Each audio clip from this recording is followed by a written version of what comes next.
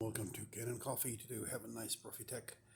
Came to the shop, it was over filling, and then when I opened it, the probe was really high, and I put it down, cleaned it. It was really clogged, or it has a lot of scales per se, and cleaned it, tightened it, put it back.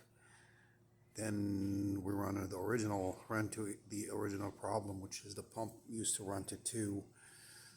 After while it was descaling, it went to 4, and 4 is very low, so it was given up since it's 2008. It's right here, so we did replace it, a brand new one, and the pressure is perfect.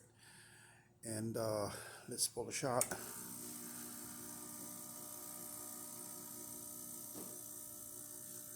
As you can see, the gauge hits on 9 bars.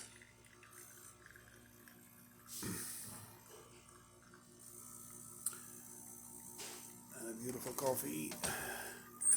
Let's test the steam.